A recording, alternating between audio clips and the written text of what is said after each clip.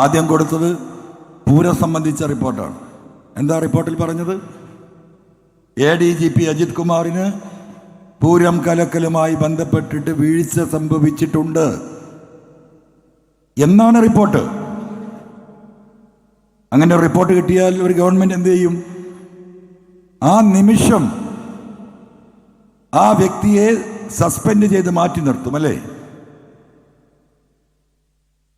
സ്വർണ്ണക്കള്ളക്കടത്തും മാമി കേസും റിദാൻ വധക്കേസുമൊക്കെ അന്വേഷണങ്ങൾ ഇനിയും ഒരുപാട് നടക്കേണ്ടതുണ്ട്. പക്ഷെ ഒരു അന്വേഷണവും നടത്താതെ 1 മണിക്കൂർ കൊണ്ട് കേസ് അന്വേഷിക്കുന്ന SITയുടെ തലവനായ DGPക്ക് ഈ പറയുന്ന അജിത് കുമാറിനെ നിമിഷം കൊണ്ട് സസ്പെൻഡ് ചെയ്യാനുള്ള അദ്ദേഹത്തിൻ്റെ സ്വത്ത് സമ്പാദനവുമായ രേഖകൾ എല്ലാം തിരുവനന്തപുരത്തെ പോലീസ് ഹെഡ്ക്വാർട്ടേഴ്സിൽ നിന്ന് 2 കിലോമീറ്റർ അപ്പുറം, കേരളത്തിൻ്റെ നിയമസഭയിൽ നിന്ന് 1 കിലോമീറ്റർ അപ്പുറം, ആ ചുറ്റുപാടിലാണ് ഈ മുതൽ മുഴുവൻ വാങ്ങിക്കൂട്ടിയിരിക്കുന്നത്. വാങ്ങിയതിൻ്റെയും വിറ്റതിൻ്റെയും ഡോക്യുമെന്റ്സ്. 35 ലക്ഷം രൂപക്ക് ഒരു ഫ്ലാറ്റ് വാങ്ങുന്നു, നയാ പൈസ വൈറ്റായി കൊടുത്തിട്ടില്ല. നമ്മളൊക്കെ ഒരു 10,000 അല്ലെങ്കിൽ 1 ലക്ഷം രൂപയുടെ വസ്തു വാങ്ങുമ്പോൾ പോലും അതിൻ്റെ ഒഫീഷ്യൽ എമൗണ്ട് സർക്കാർ നിശ്ചയിച്ചൊരു വാല്യൂ ഉണ്ടാവും. ആ വാല്യൂ പൂർണ്ണമായിട്ടും ബാങ്ക് ട്രാൻസാക്ഷനെ നടത്താൻ നിയമം അനുവദിക്കുന്നുള്ളൂ. അങ്ങനെ കേരളത്തിൽ നടക്കുകയുള്ളൂ, അങ്ങനെ നടത്താൻ സാധിക്കുകയുള്ളൂ. പക്ഷേ ഈ നാട് ഭരിക്കുന്ന ADGP അജിത് കുമാർ 35 ലക്ഷത്തിൻ്റെ അൺഅക്കൗണ്ടഡ് മണി ഫ്ലാറ്റ് ഉടമക്ക് നൽകുന്നു. ആധാരത്തിൽ കൃത്യമായി എഴുതിയിരിക്കുന്നു പെയ്ഡ് ബൈ ക്യാഷ്. എത്രയാ? 35 ലക്ഷം. 10ാമത്തെ ദിവസം ഫെബ്രുവരി 19 വാങ്ങുന്നു, ഫെബ്രുവരി 18 വാങ്ങുന്നു, ഫെബ്രുവരി 28 തോന്നുന്നു വിൽക്കുന്നു. 10ാമത്തെ ദിവസം എത്ര ലക്ഷത്തിനാ? 65 ലക്ഷം രൂപക്ക്. നമ്മുടെ നാട്ടിൽ നടക്കുമോ?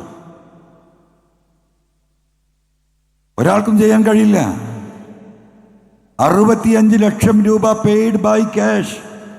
എന്താ അർത്ഥം? അൺഅക്കൗണ്ടഡ് മണി, കള്ളപ്പണം. വാങ്ങിയത് കള്ളപ്പണം, പിന്നെ വിറ്റതും കള്ളപ്പണത്തിന് വാങ്ങുന്നു. വിൽക്കുന്ന ആള് വാങ്ങുന്ന കള്ളപ്പണം റിസീവ് ചെയ്യുന്നു. 100 രൂപ പോലും അക്കൗണ്ടഡായി കൊടുക്കാത്ത ഒരു ട്രാൻസാക്ഷൻ നിങ്ങൾ മനസ്സിലാക്കണം. പിന്നെ കവടിയാറിൽ വാങ്ങിയ കൊട്ടാര സമുദ്രമായ ആ പ്രോപ്പർട്ടിയുടെ ഡീറ്റെയിൽസ്.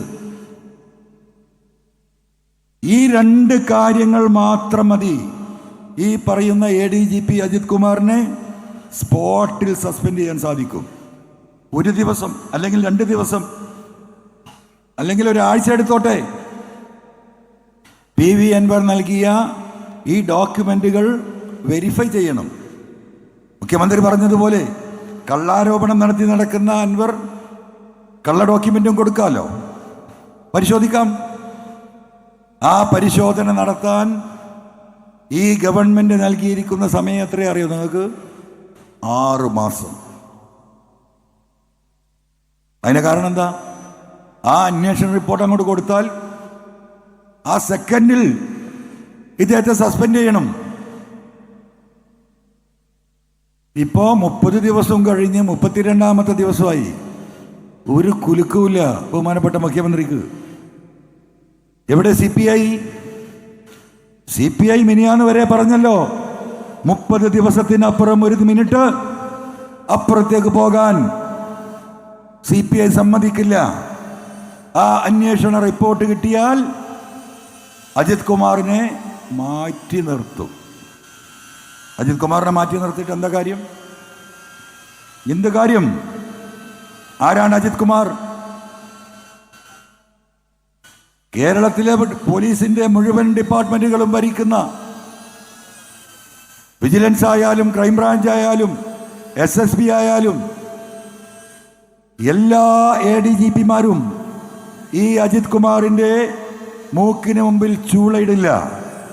ഇവിടെ ഇരിക്കുന്ന പോലീസ് ഉദ്യോഗസ്ഥർക്കൊക്കെ അറിയല്ലോ, സംഹാര താണ്ഡവമാണ് പോലീസ് ഹെഡ്ക്വാർട്ടേഴ്സിൽ.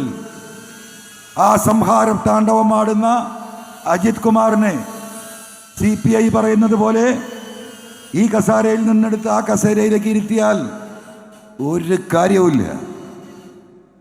കാര്യവുമില്ല. CPI കാത്തു നിൽക്കുന്ന അതിനാണ്. പക്ഷേ എന്ത് സംഭവിച്ചു എന്നറിയോ നിങ്ങൾക്ക്?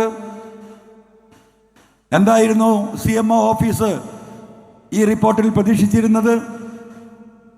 ADGP അജിത് കുമാറിനെതിരെ പൂരം കലക്കിയത് ഉൾപ്പെടെയുള്ള DGP നൽകുന്ന റിപ്പോർട്ടിൽ അദ്ദേഹത്തിനെ കുറ്റപ്പെടുത്തുന്ന ഒരു വരി പോലും ഉണ്ടാകില്ല എന്ന് കേരളത്തിൻ്റെ മുഖ്യമന്ത്രിയും P. ശശിയും കണക്ക് കൂട്ടി. എന്തുകൊണ്ട് കണക്ക് കൂട്ടി? എനിക്കെതിരെ മുഖ്യമന്ത്രി ആദ്യമായി പ്രസ്താവന നടത്തുന്ന, ഞാൻ ഈ കള്ളക്കടത്ത് സംഘത്തിൻ്റെ പിന്നിൽ പ്രവർത്തിച്ച് പോലീസ് ഈ കള്ളക്കടത്ത് തടയുന്നതിനെടുക്കുന്ന നടപടികൾ ഇല്ലാതാക്കാൻ അവർക്ക് കൂട്ടുനിൽക്കുകയാണ് PV അൻവർ എന്ന് വ്യംഗ്യേന പറഞ്ഞപ്പോൾ കൂട്ടത്തിൽ എന്താ പറഞ്ഞത്? P. ശശി ഏറ്റവും നല്ല ഉദ്യോഗസ്ഥനാണ്, മാതൃകാപരമായ പ്രവർത്തനം അല്ലേ? പിന്നെ ADGP അജിത് കുമാർ കൃത്യനിഷ്ഠതയോടുകൂടി പ്രവർത്തിക്കുന്ന പോലീസ് ഉദ്യോഗസ്ഥൻ. PV അൻവർ നൽകിയിരിക്കുന്ന എല്ലാ പരാതികളും ജനങ്ങളുടെ മുന്നിൽ ഞാനിതാ അവജ്ഞയോടെ തള്ളിക്കളയുന്നു. എന്താണ് ആ സ്റ്റേറ്റ്മെന്റിന്റെ അർത്ഥം? ഇത് അന്വേഷിക്കാൻ പോയ പോലീസുകാരെ അജിത് കുമാറിന്റെ സ്വന്തം ആളാണ്. അതുകൊണ്ട് റിപ്പോർട്ട് തരുമ്പോൾ സൂക്ഷിച്ചോ കേട്ടോ. അന്ന് മാധ്യമങ്ങൾ ചർച്ച ചെയ്തല്ലോ, ഇവിടെ പ്രതിപക്ഷ നേതാക്കൾ ഇവിടെ ചർച്ചയാക്കിയല്ലോ. ഒരു അന്വേഷണം നടക്കുമ്പോൾ ആ അന്വേഷണ ഉദ്യോഗസ്ഥരുടെ മനോവീര്യം കെടുത്തി അജിത് കുമാറിനെ രക്ഷപ്പെടുത്തണമെന്നൊരു മെസ്സേജ് മുഖ്യമന്ത്രി ചെയ്തത് ശരിയായില്ല എന്ന് നമ്മൾ 2 ആഴ്ച മുമ്പ് ചർച്ച ചെയ്തതാണ്. അപ്പം മുഖ്യമന്ത്രി എന്താ വിചാരിച്ചത്? ഇദ്ദേഹത്തിനെതിരെ ഒരു മോശപ്പെട്ട റിപ്പോർട്ട് DGP ദർവേസ് സാബ് നൽകില്ല എന്നായിരുന്നു ഇവിടെ കണക്കൂട്ടൽ. ആ കണക്കൂട്ടൽ പൊട്ടി.